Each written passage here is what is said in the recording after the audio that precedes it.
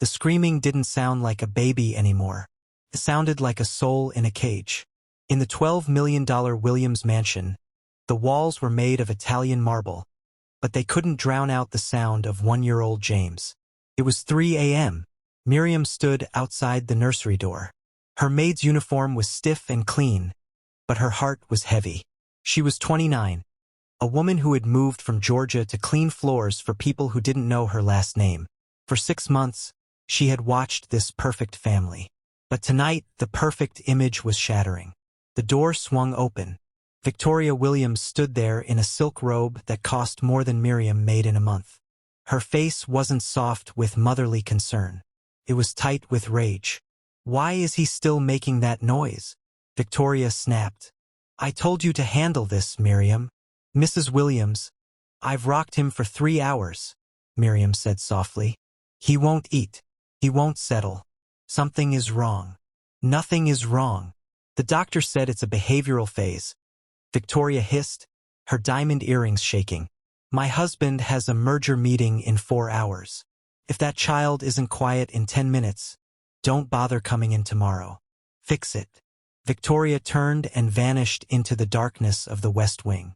Miriam entered the nursery. It was a room of gold and white.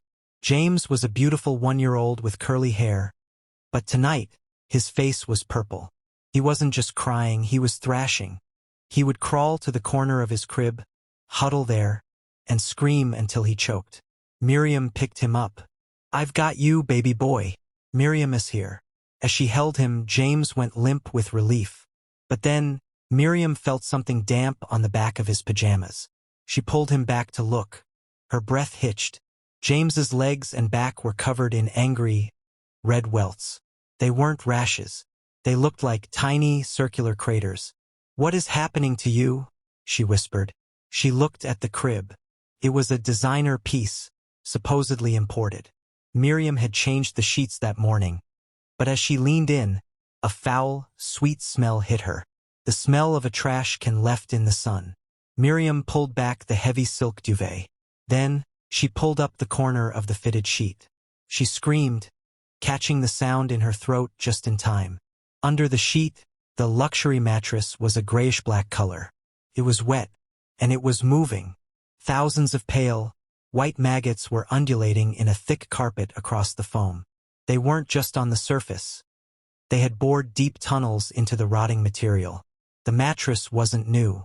It was a discarded, water-damaged piece of junk that had been dressed up to look expensive. The 12-month-old had been spent months being eaten alive every time he was laid down to sleep. He was old enough to try to crawl away, which is why Miriam always found him huddled in the very corner of the crib, the only spot the infestation hadn't reached yet.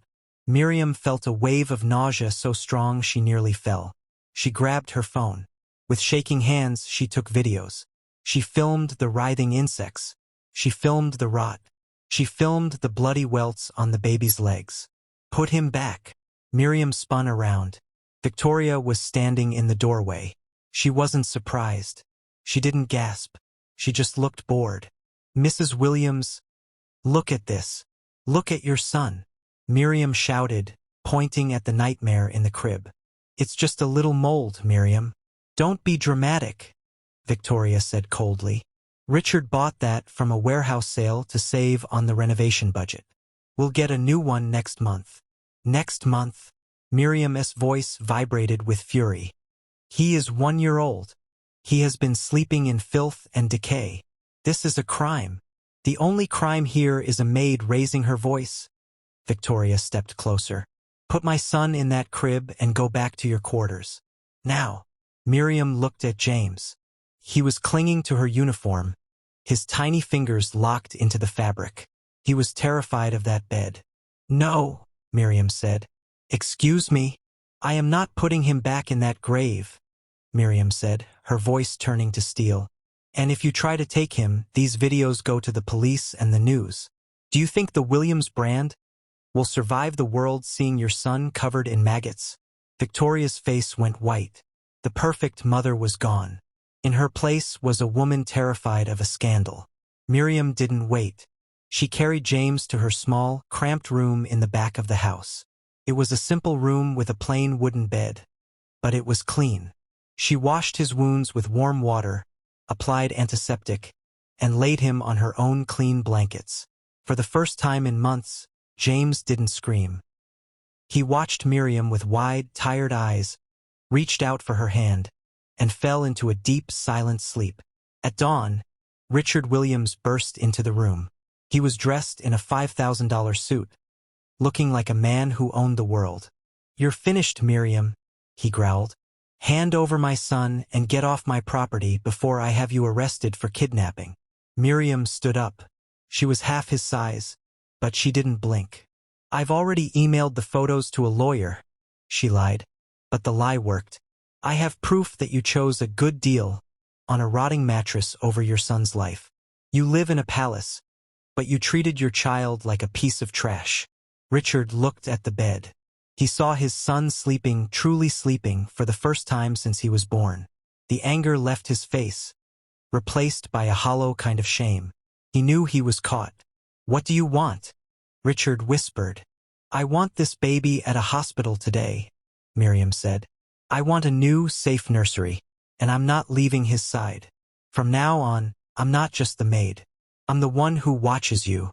If I see one more bruise, one more shortcut, or one more lie, you lose everything."